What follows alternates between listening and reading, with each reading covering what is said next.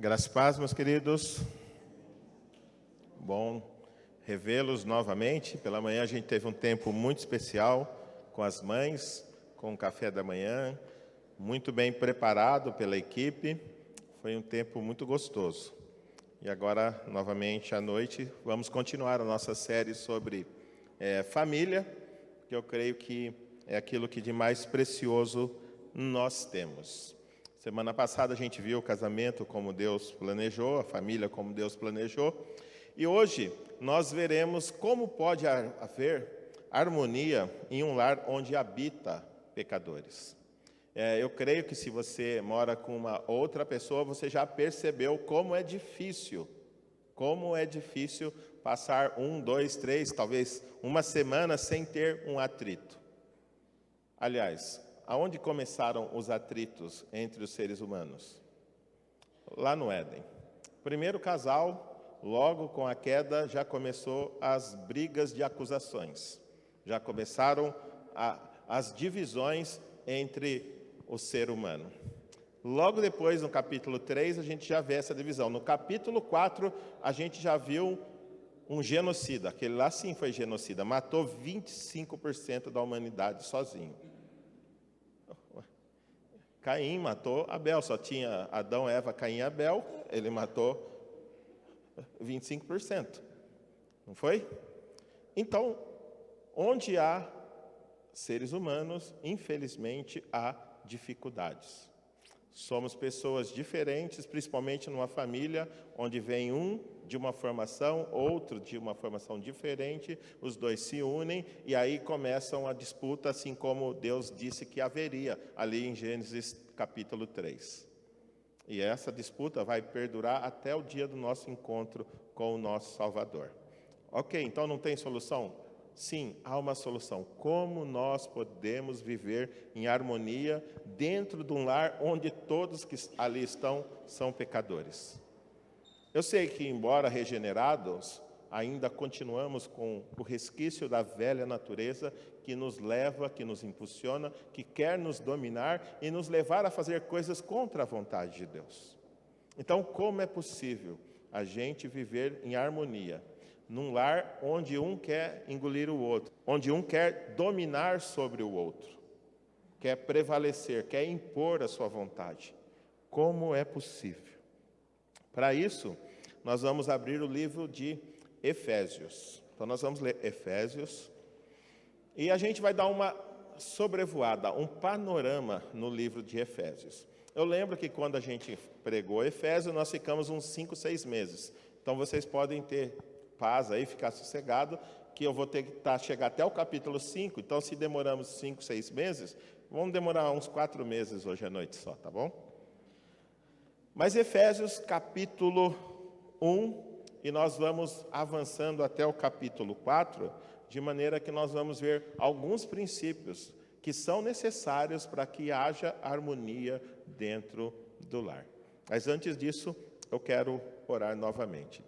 Pai, mais uma vez, nós estamos aqui na Tua casa, reunidos em Teu nome, e nós queremos ouvir a Tua voz, queremos desfrutar da Tua doce presença, da manifestação do Teu Santo Espírito movendo nossos corações. E eu peço que, em nome de Jesus, o Senhor quebre do nosso ser tudo aquilo que nos impeça de vivermos uma vida plena, uma vida que vale realmente ser vivida. Eu peço que, em nome de Jesus, o Senhor fale agora aos nossos corações, abrindo o nosso entendimento, porque nós somos totalmente dependentes do auxílio do Teu Santo Espírito.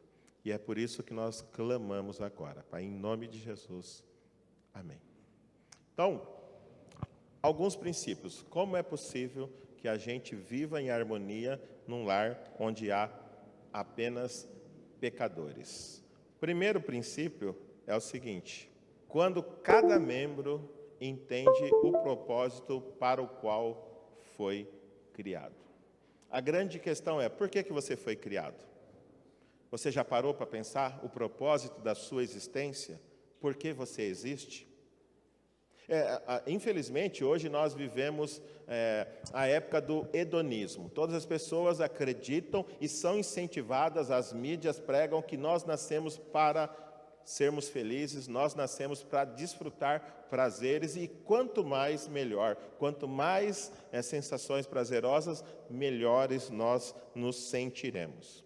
Mas quando a gente vai ali para o capítulo 1 de Efésios, versos 3 e 5, nós acabamos descobrindo por que Deus nos criou.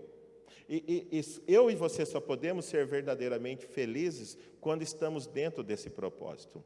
Veja o que dizem esses 4 versos, dizem assim: Bendito seja o Deus e Pai de nosso Senhor Jesus Cristo, que nos abençoou com todas as bênçãos espirituais nas regiões celestiais em Cristo.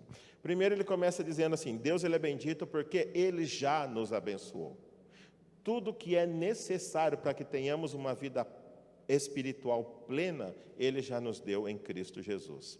E aí ele continua, porque Deus nos escolheu nele antes da criação do mundo, para sermos santos e irrepreensíveis em sua presença. Embora alguns neguem, mas a Bíblia fala que Deus nos elegeu. Ele nos escolheu quando? Antes da fundação do mundo. Antes que eu e você tivéssemos nascido ou feito bem ou mal, Deus já tinha escolhido alguns para pertencerem a Ele. O verso 5 fala, e em amor nos predestinou. Ele já deu um destino de antemão. Qual é esse destino? Para sermos adotados como filhos por meio de Jesus Cristo.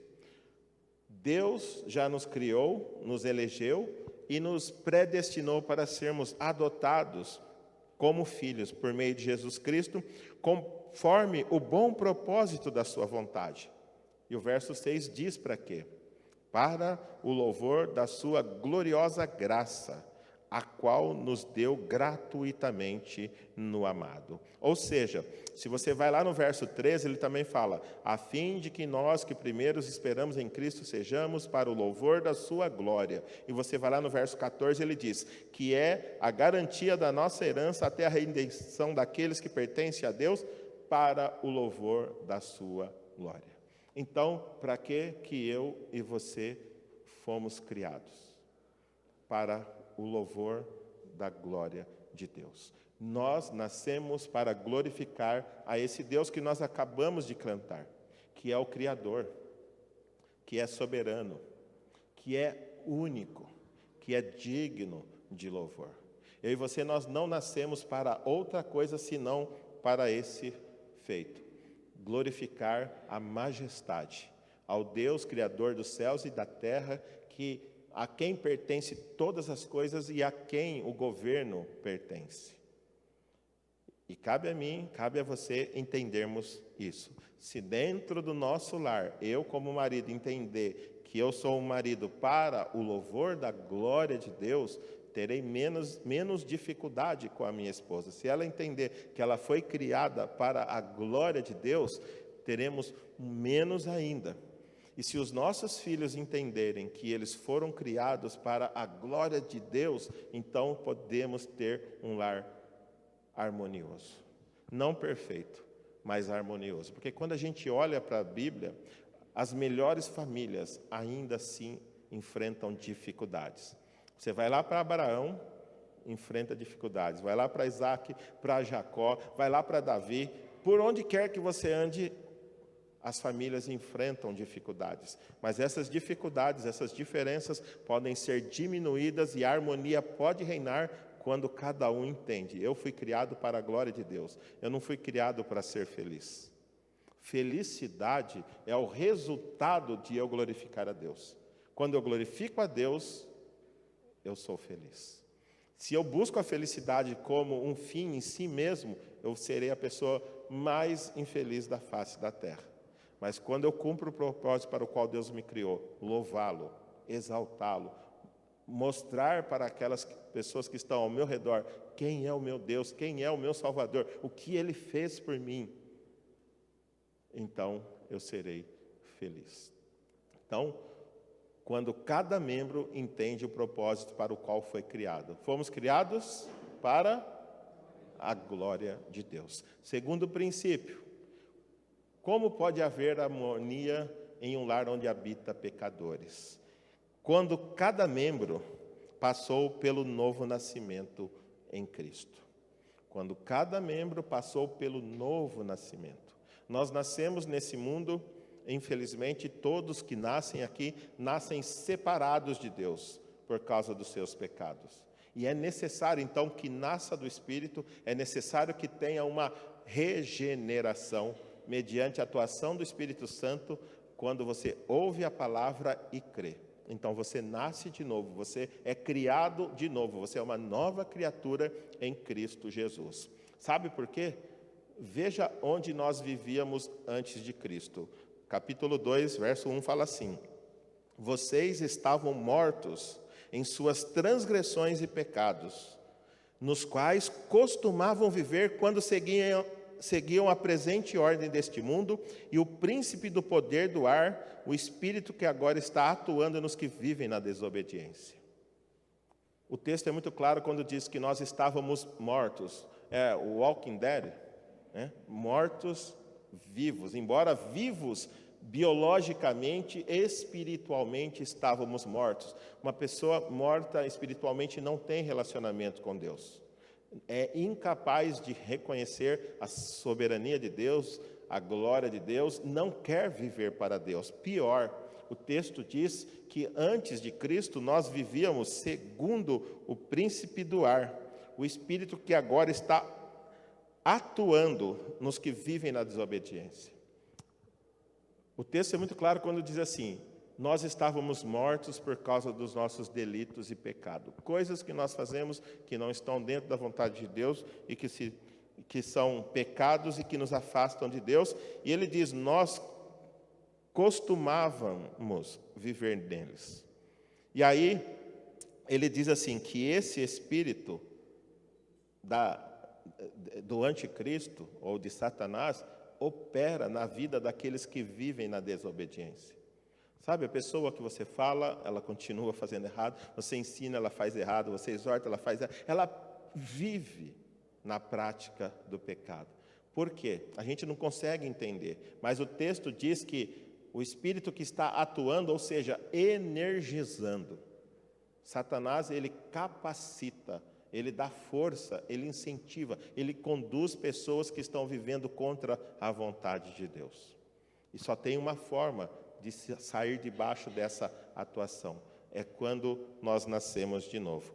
Olha o verso 3, ele fala assim: anteriormente, todos nós também vivíamos entre eles, satisfazendo as vontades da nossa carne, seguindo os seus desejos e pensamentos.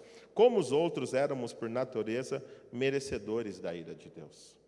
Então, quem vive seguindo ou guiado por Satanás é merecedor da ira de Deus. Mas graças que o texto não para aí.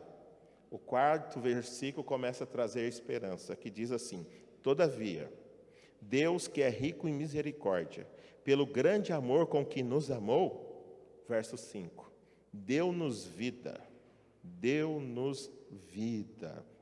E o texto diz, deu-nos vida com Cristo, quando ainda estávamos mortos em transgressões. Pela graça vocês são salvos. A grande maravilha do amor de Deus que nós cantamos hoje é que Deus nos conhece. E Ele sabe por onde andamos, conhece os nossos pecados. E mesmo quando nós estávamos ali longe, na boca do lixo, fazendo tudo que desagrada a Ele, sendo conduzidos por Satanás, Ele simplesmente veio e nos deu vida. Ele não trocou, Ele não vendeu, Ele não barganhou, Ele simplesmente nos doou vida por meio de Cristo. Quando Cristo morreu na cruz do Calvário, Ele morreu para que eu e você pudéssemos ter vida. Vai lá no verso 8 do capítulo 2, diz assim: pois vocês são salvos pela graça, por meio da fé. E isso não vem de vós, é dom de Deus.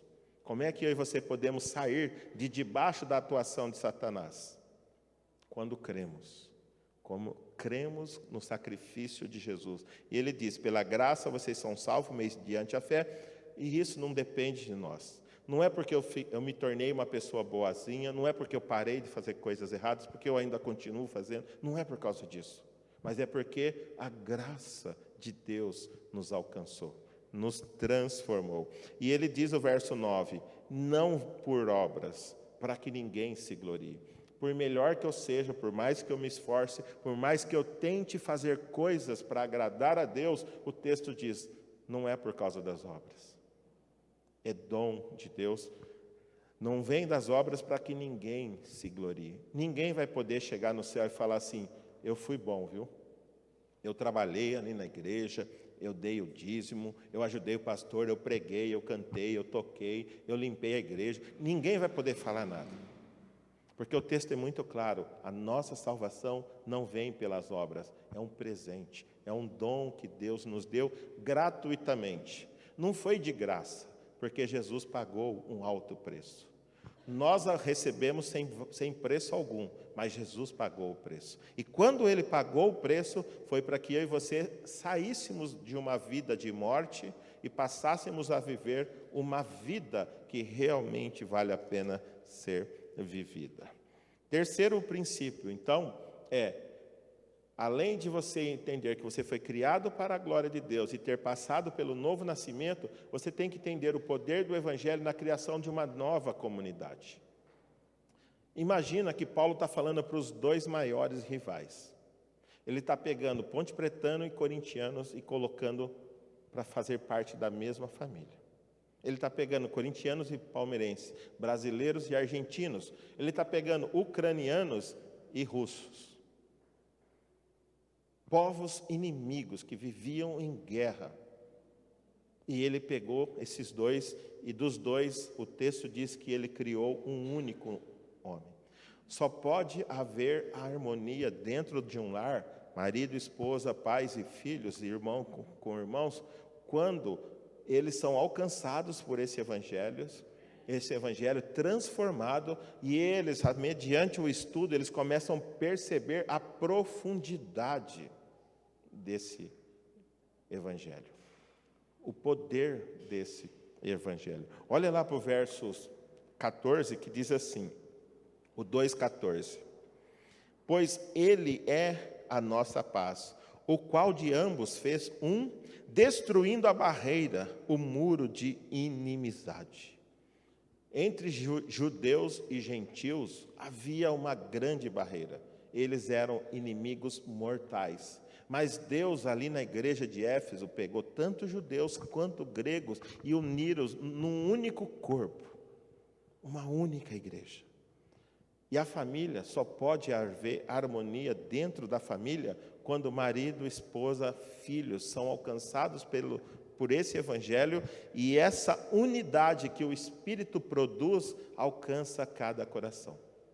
Para isso é necessário que você, que nós nos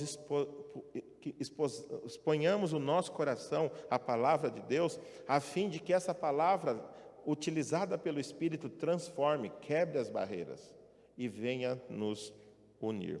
Olha o último verso, o verso 22 do capítulo 2, ele diz assim: nele vocês também estão sendo edificados juntos para se tornarem moradas de Deus por seu Espírito.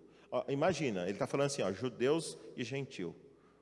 Vocês estão sendo, e ele fala assim, edificados juntos como morada de Deus.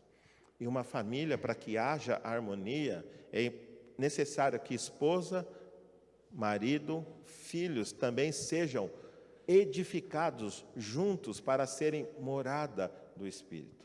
Quando o mesmo Espírito habita no marido, na esposa e nos filhos, é impossível que eles, crescendo em graça, em conhecimento e sabedoria, não haja harmonia. Não haja harmonia dentro do corpo. Então, uma igreja, olha quantas pessoas diferentes, quantas criações diferentes nós temos, quantas visões de mundo diferentes, quantos desejos diferentes. Mas o que é que nos une, sentados aqui diante de uma Bíblia? O Espírito de Deus que permeia os nossos corações e nos convence de que nós somos um. Hoje pela manhã fiquei muito feliz quando eu vi um grupo chegando cedo, montando café, Depois, durante o café, um outro grupo preocupado com as coisas, correndo de lá para cá buscando. E no final, um terceiro grupo limpando. Limpou tudo, deixou tudo prontinho para a noite. Isso é um corpo, a cooperação. E é interessante que isso deve haver também dentro da família. Quando há essa harmonia, todos podem trabalhar juntos para a glória de Deus. O próximo é entendendo a profundidade do alcance do Evangelho. E aqui tem uma peculiaridade que é o seguinte: o Evangelho e o amor de Deus são melhores compreendidos quando estamos juntos. Quando estamos separados, nós podemos conhecer um pouco desse amor, mas a união que a igreja tem leva os discípulos a se aprofundar, conhecer ainda mais o amor de Deus.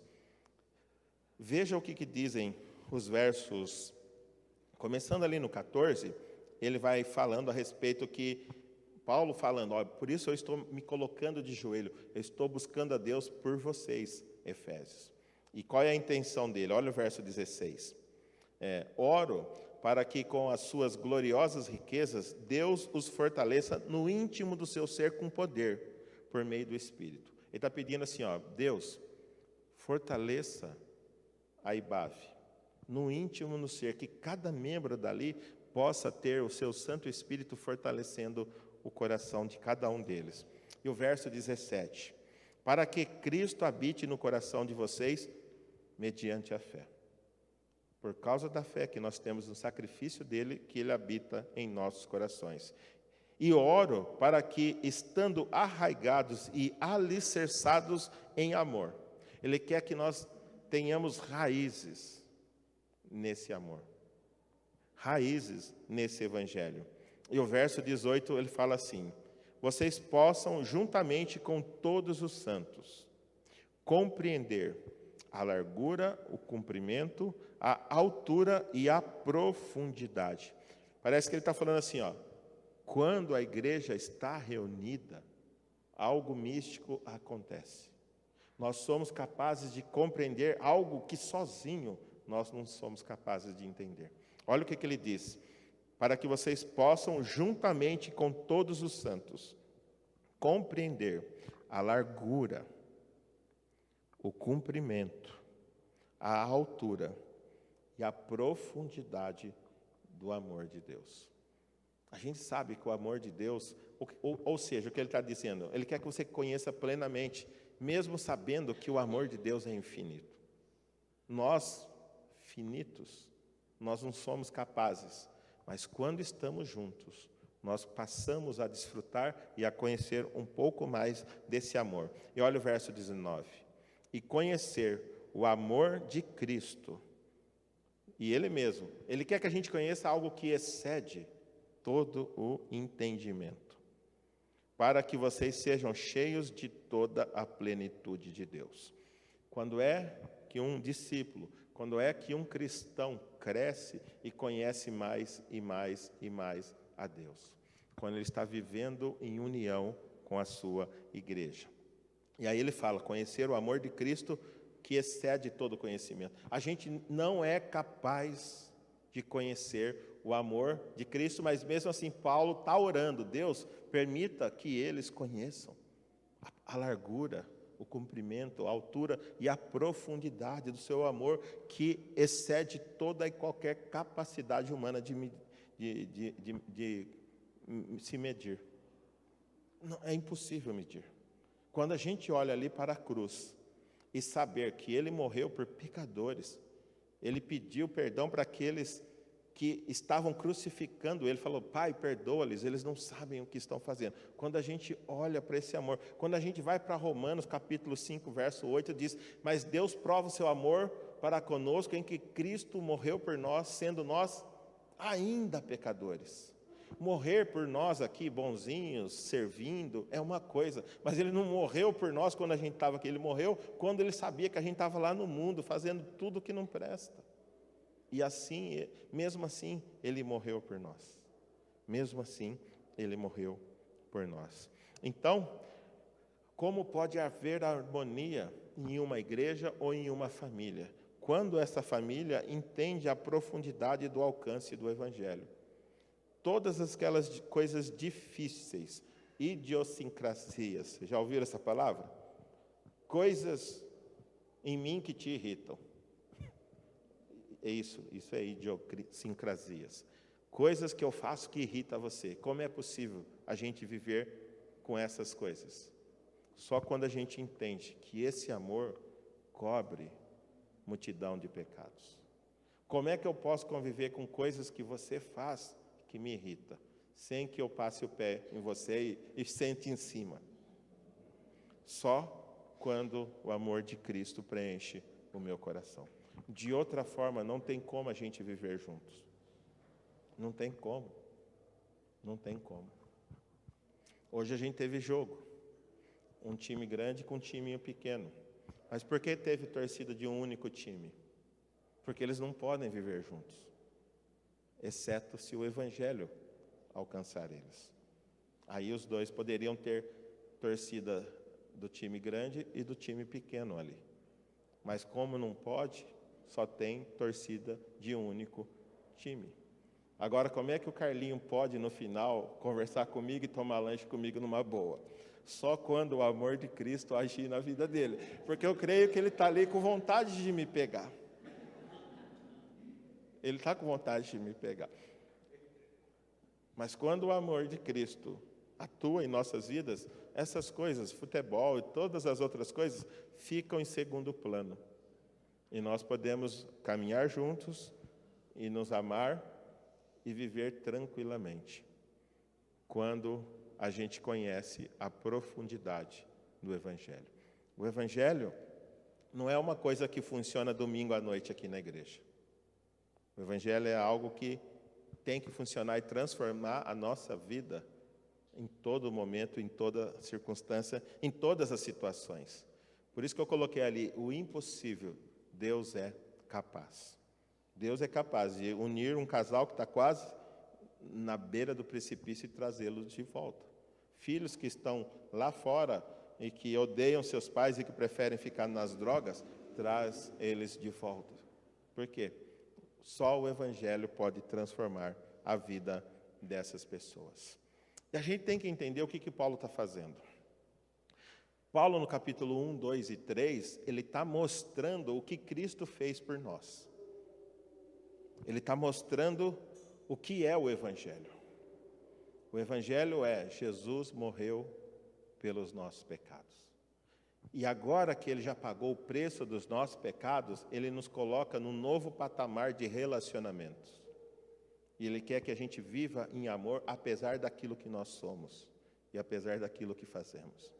Ele está falando, o Evangelho fez isso por vocês. Deus amou vocês, mesmo vocês sendo quem são.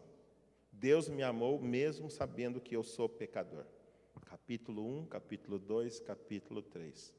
Agora, o capítulo 4, ele começa a demonstrar, já que o Evangelho alcançou vocês, e vocês viviam de tal maneira, e agora vocês já não pertencem mais àquele espírito que estava atuando e energizando vocês a fazerem coisas erradas, agora vocês mudaram do reino das trevas para o reino da luz. Jesus nos transportou para o reino da luz. E já que Ele nos transportou para o reino da luz, capítulo 4, então ele começa a mostrar os desdobramentos. Como eu e você devemos viver, já que nós não pertencemos mais às trevas e pertencemos à luz. Quais implicações o Evangelho tem? Pode passar, por favor? Então, como pode haver harmonia em um lar onde habita pecadores? Primeiro, nós temos que entender o procedimento dos filhos da luz em contraste com o procedimento dos filhos das trevas. E Paulo ele vai expor claramente esse contraste. O que vocês faziam e o que vocês devem fazer agora. O que eu fazia e o que eu devo fazer agora. Porque se eu continuar fazendo o que eu fazia nas trevas, jamais vai haver harmonia dentro do meu lar. Se eu insistir em produzir obras das trevas, o meu lar vai viver em trevas. Mesmo, entenda para quem que ele está falando isso. Paulo não está falando isso para as pessoas que estão largadas lá no mundo na perdição, ele está falando para crentes. Porque muitas vezes é possível a gente ser alcançado pelo Evangelho e continuar com a velha vida. Por isso que nós vamos ver que Paulo fala que nós precisamos obedecer o princípio DDR. Vocês já ouviram o princípio DDR? Ou melhor, DRR. A gente precisa se despir da roupa velha das trevas e do pecado, renovar a nossa mente, porque fazemos o que fazemos, porque pensamos da forma que pensamos, acreditamos nas coisas que acreditamos, por isso que nós agimos como agimos. Então nós precisamos renovar a nossa mente e precisamos nos revestir do novo homem. Quem estava nos energizando antes era Satanás, mas quem quer nos capacitar agora é o Espírito Santo. Então Paulo agora no capítulo 4 começa a dizer assim, olha lá o verso 1, ele fala assim: como prisioneiros no Senhor, rogo-lhes que vivam da maneira digna da vocação que vocês receberam. Deus nos convocou para vivermos para Ele. E já que você ouviu, porque somente alguém que é regenerado pode ouvir a convocação, já que você foi convocado, agora você tem que obedecer o capitão. Você tem que seguir aquilo que o seu novo comandante está dizendo. E aí ele vai avançando, e chega lá no verso 17, ele fala assim: assim eu digo a vocês, e no Senhor insisto, que não vivam mais como gentios, que vivem na inutilidade dos seus pensamentos. O pensamento do mundo, ele diz, é inútil, é vão, não produz nada de bom. E por que que eles continuam daquele jeito? Porque eles não conseguem perceber, porque eles não têm o Espírito, eles estão mortos, eles não conseguem perceber que a forma deles pensar é contrária à vontade de Deus e muito, muito, muito inferior. A pessoa que está longe do Evangelho acredita que os seus pensamentos e os seus planos são extraordinariamente melhores que o pensamento e os planos de Deus. Porque eles não podem enxergar. Na verdade, isso que nós estamos fazendo aqui essa noite é loucura para aquele que não tem Cristo. É loucura. E aí ele diz assim, verso 18: eles estão obscurecidos nos entendimentos e separados da vida de Deus por causa da ignorância com que estão, devido ao endurecimento do coração. O coração deles é tão duro, eles rejeitam tanto a Deus, rejeitam tanto a palavra de Deus, que ele diz que eles se tornaram obscurecidos, eles não conseguem enxergar. Você pode colocar a verdade nua e crua na frente deles, eles não conseguem enxergar. E aí ele diz assim, por causa da ignorância, eles não conseguem conhecer aquilo que Deus tem para eles. E olha o que diz o verso 19. Tendo perdido toda a sensibilidade, eles não conseguem mais sentir, perceber, discernir as coisas. Então, conforme eu vou endurecendo o meu coração para as coisas de Deus, para a vontade de Deus, conforme eu vou dizendo não para a vontade de Deus na minha vida, eu vou me obscurecendo, eu vou me endurecendo, e aí vai chegar uma hora que eu vou perder toda a sensibilidade. E assim, tendo perdido toda a sensibilidade, eles se entregaram à depravação, cometendo com avidez toda espécie de impureza. Não importa aonde você estava, mas se você se endurecer para a vontade de Deus, mais cedo ou mais tarde você vai estar fazendo todo e qualquer tipo de impureza. Vai estar cometendo com avidez. A princípio você começa, será que vale a pena? Depois você, não, vale a pena, e depois você está correndo atrás daquilo que não agrada a Deus. Mas olha o verso 20. Todavia, não foi isso que vocês aprenderam de Cristo. Não foi assim que vocês aprenderam. Endurecer o coração e fazer tudo que agrada à carne. Por quê? Vocês foram criados para quê? para a glória de Deus. Hoje vocês sabem isso, e hoje vocês já nasceram de novo e são capazes de compreender essas coisas. O verso 21. De fato, vocês ouviram falar dele, e nele foram ensinados de acordo com a verdade que está em Cristo Jesus. A única coisa que pode mudar a minha mente e o seu coração é aquilo que está sendo ensinado na palavra de Deus a respeito de Jesus e da sua vontade.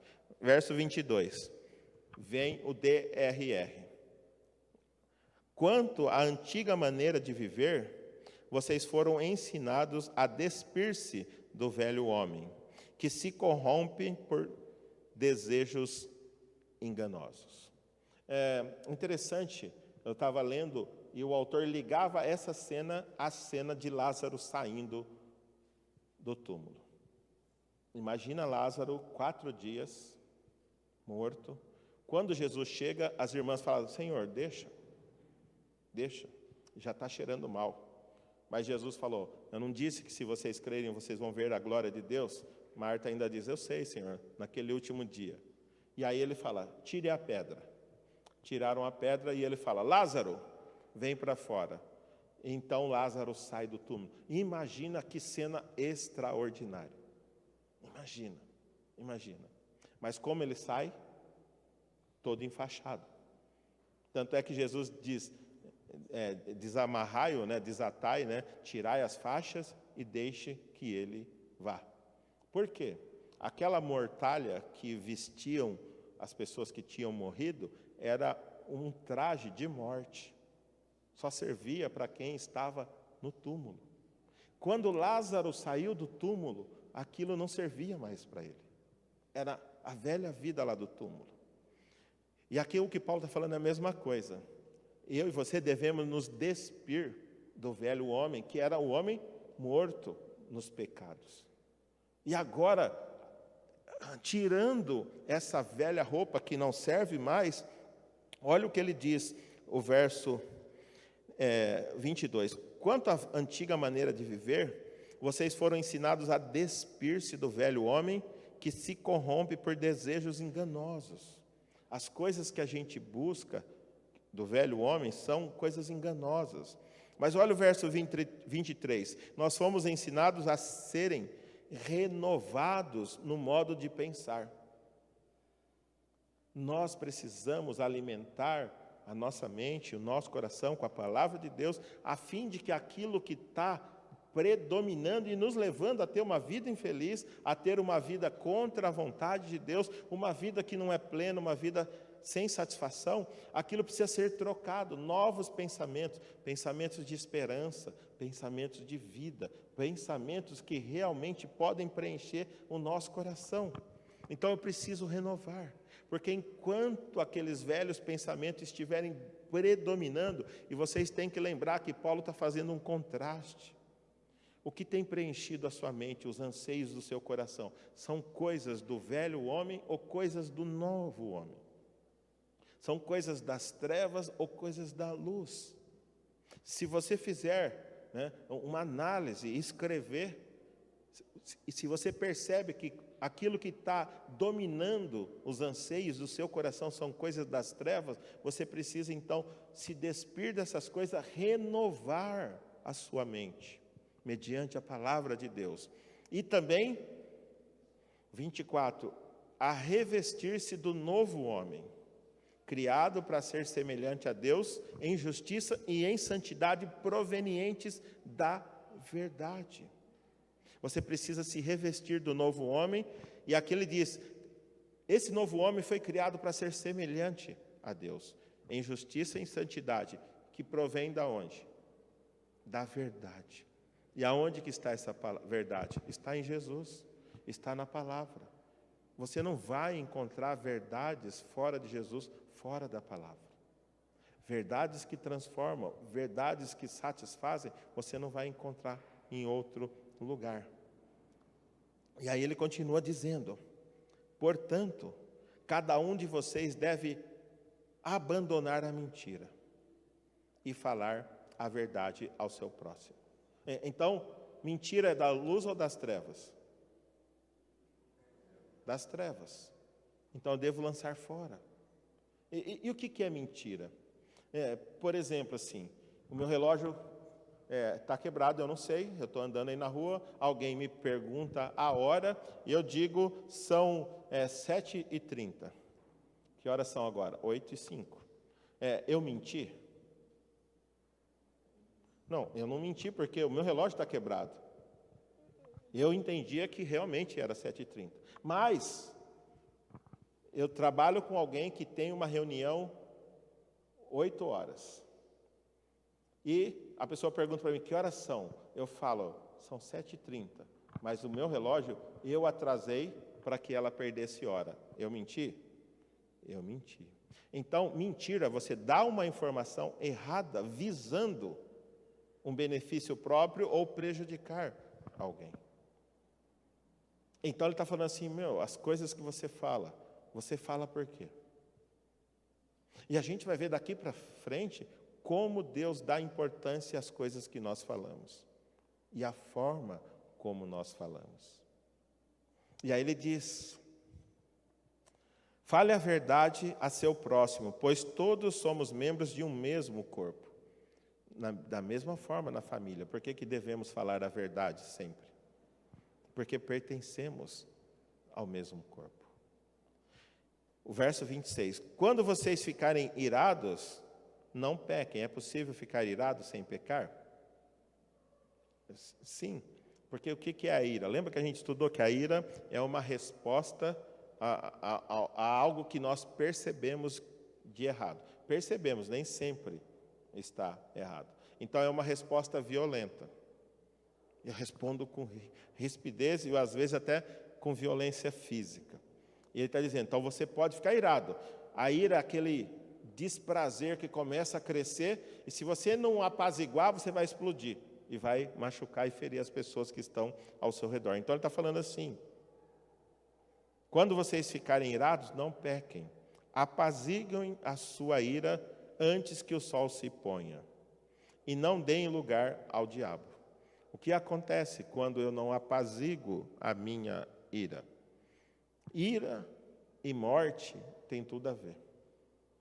Caim matou Abel porque ficava irado, porque Deus aceitava a oferta de Abel e não aceitava a dele. Na verdade, Deus não aceitava nem Caim, por isso que não aceitava a oferta dele. Mas ele aceitava Abel e também a sua oferta. Então, quando eu não apazigo a minha ira, eu estou fazendo o quê? Dando espaço para aquele que atuava na minha vida antes de eu nascer de novo, volte a atuar. Então, se eu estou irado, e esse desprazer vai crescendo no meu coração, eu estou falando, diabo, pode voltar a reinar na minha vida. Porque eu não estou disposto a fazer a vontade de Deus. Então pode voltar a reinar. E aí o texto vai continuando, ele diz assim, o 28. O que furtava, não furte mais. Antes, trabalhe fazendo algo de útil com as mãos para que tenha o que repartir com aqueles com quem estiver em necessidade. Então, se eu roubava, eu era das trevas, eu não posso agora ser da luz e continuar roubando. Ele está fazendo o contraste. Ele está fazendo o contraste.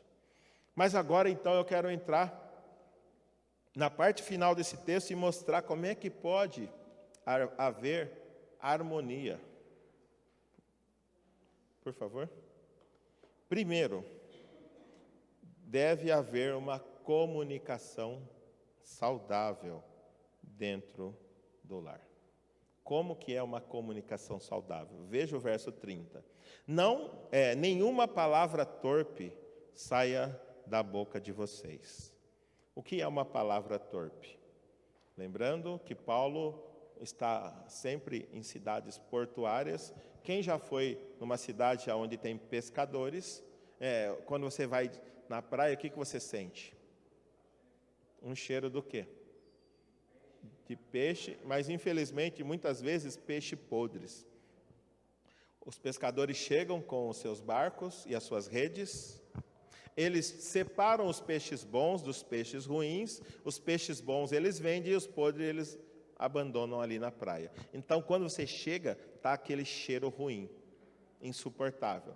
E o que Paulo está falando? Da sua boca não pode sair nenhuma palavra que cheire mal, que cheire peixe podre, que destrua, que incomode, que atrapalhe, que azede o relacionamento. E olha o que diz a sequência. Não saia da vossa boca nenhuma palavra torpe, mas, ali está, apenas aquela que for útil para a edificação. Por que você está falando isso que você está dizendo? Porque você quer o bem da sua esposa, quer o bem do seu marido, quer o bem dos seus filhos, quer o bem dos seus pais? Ou você só fala porque você quer enfiar o punhal e... Por que você está falando?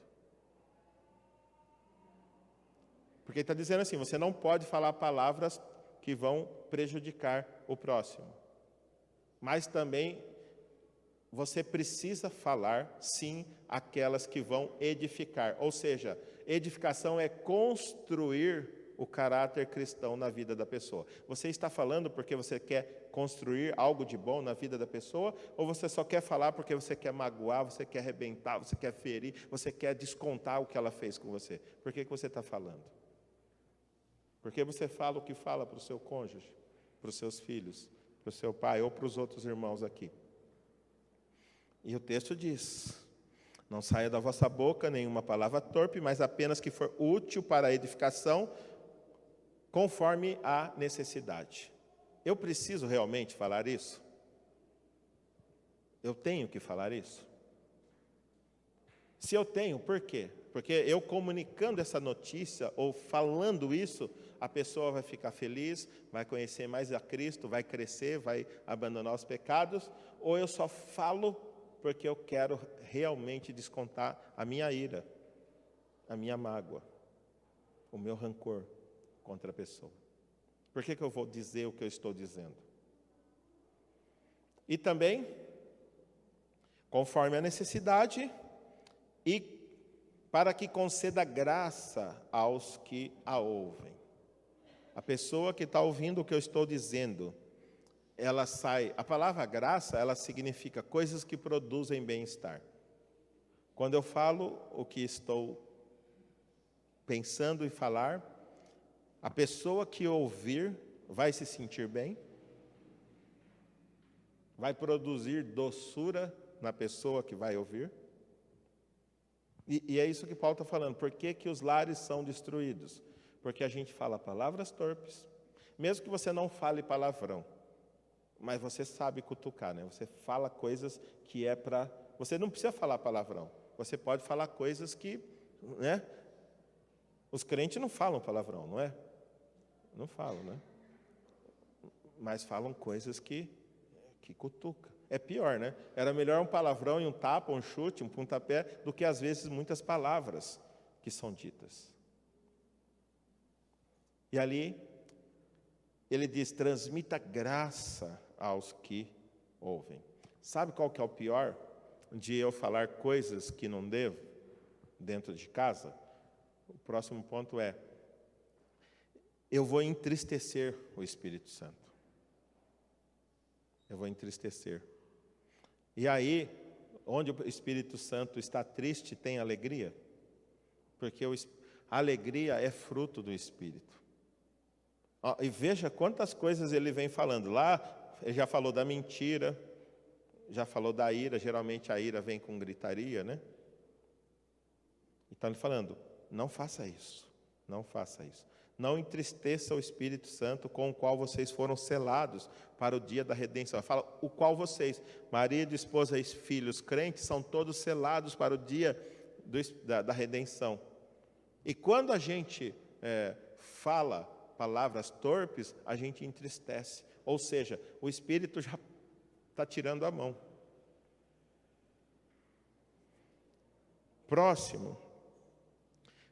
Ponto B, como é que pode haver harmonia em um lar onde habita pecadores? É necessário que haja corações livres de detritos espirituais. Gente, como a gente carrega lixo em nosso coração. coisas que não prestam para mais nada, coisas que não vão fazer diferença alguma. Mas a gente fica ano após ano, após ano, após ano, após ano, carregando coisas que sobrecarregam a nossa vida, sobrecarregam os nossos relacionamentos. Lixo espiritual, lixo que não serve para nada. E o texto diz,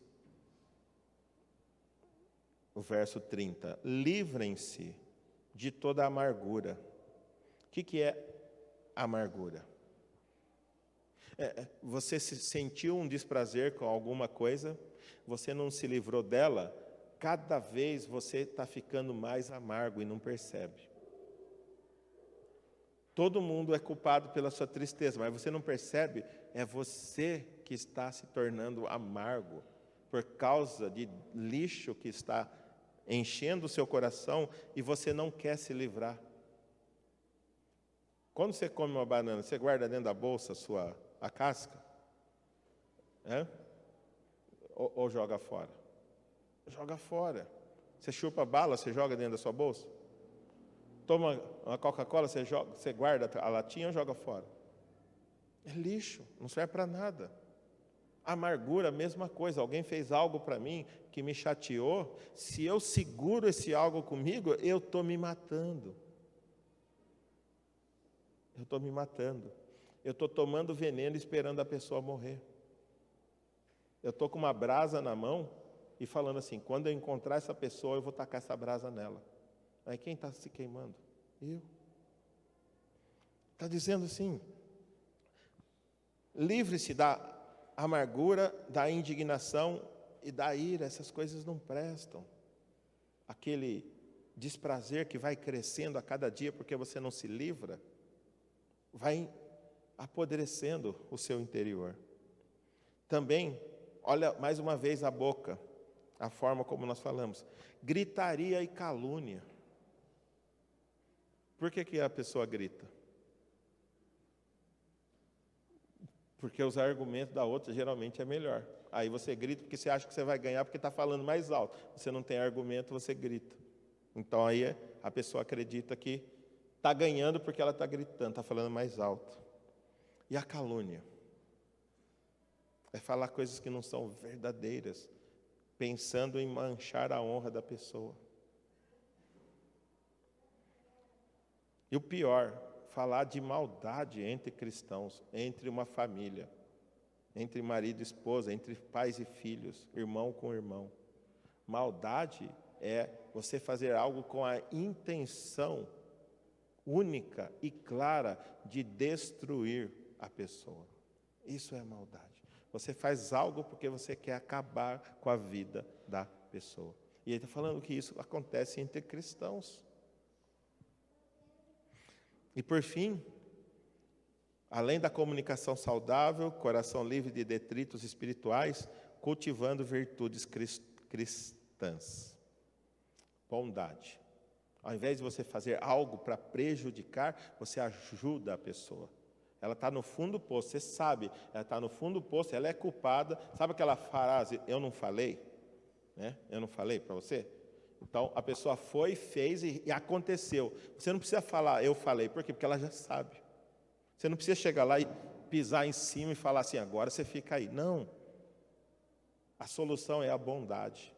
Agora você vai ajudar ela a sair ali do fundo. Você vai ajudar ela a sair.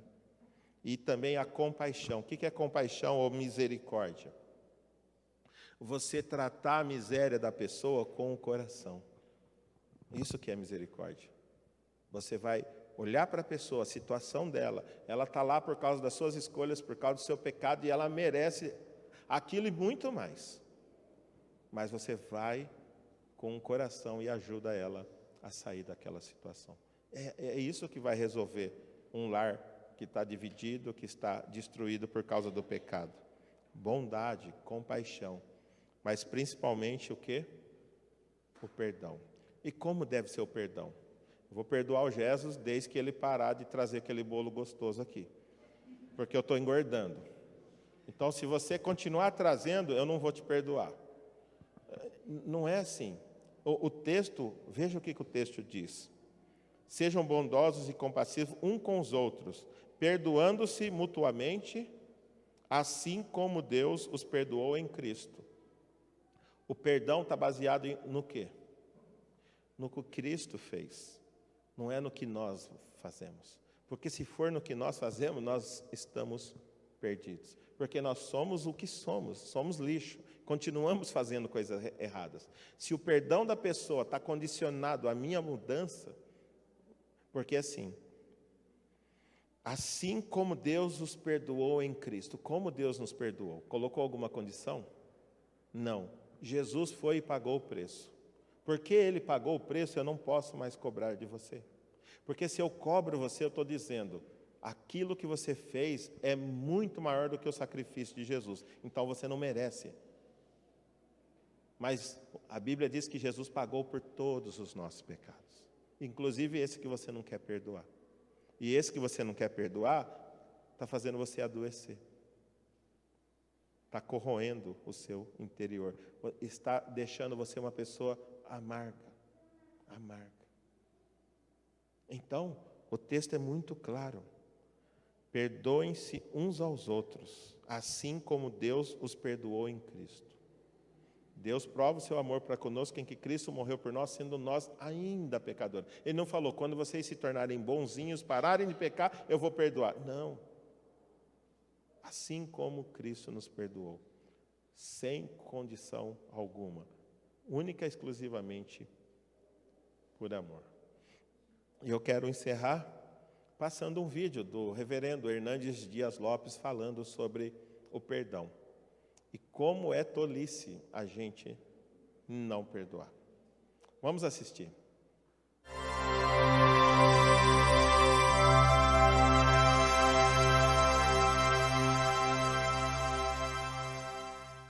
Há muitas pessoas feridas emocionalmente, machucadas, em virtude de relacionamentos quebrados.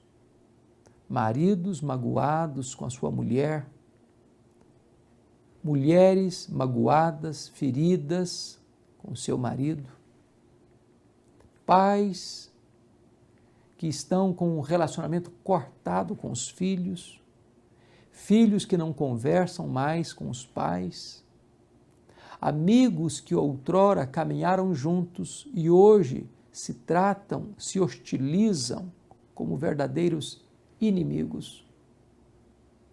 Pessoas que trabalham juntas, mas não se relacionam de forma harmoniosa, nem mesmo se toleram. Pessoas que frequentam a mesma igreja, mas nutrem e guardam mágoa no coração. Pessoas que deveriam caminhar juntas, mas estão entupidas de mágoa e de ressentimento. A mágoa destrói.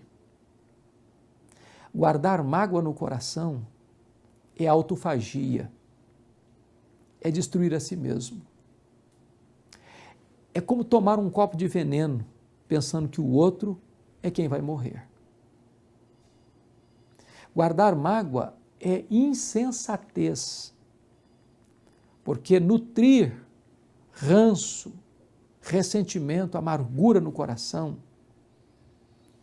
é você viver prisioneiro numa masmorra emocional. Esta pessoa de quem você nutre essa mágoa vai acabar dominando você. Você vai conviver com ela 24 horas por dia. Você vai chegar em casa cansado para tirar uma soneca e essa pessoa vai deitar-se com você e transformar-se no seu pesadelo. Você vai chegar em casa com fome para tomar uma refeição e essa pessoa se assentará à mesa com você e vai tirar o seu apetite.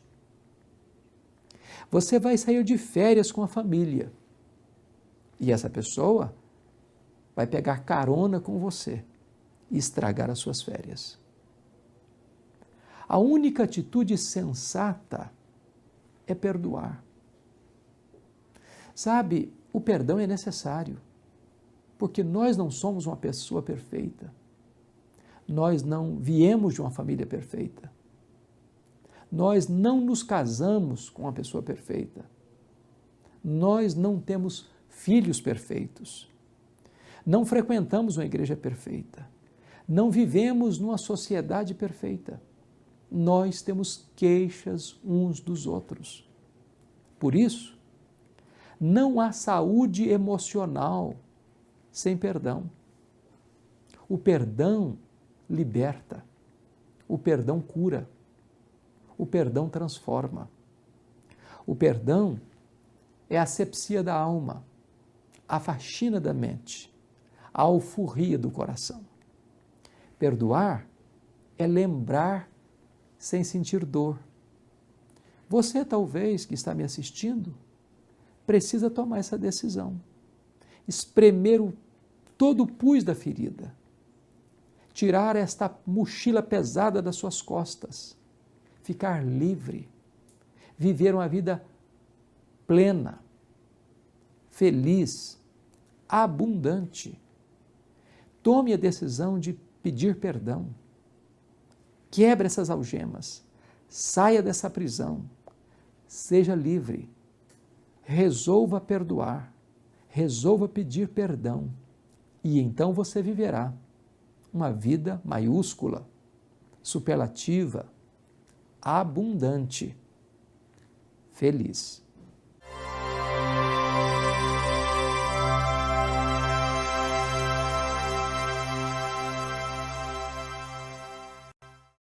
Deus o capacite a fazê-lo. Vamos orar, Pai?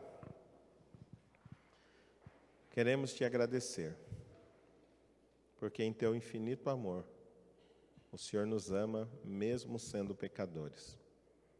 Em tua graça maravilhosa, o Senhor nos salvou e nos deu vida, quando ainda estávamos mortos em delitos e pecado. E nessa noite eu quero clamar que a tua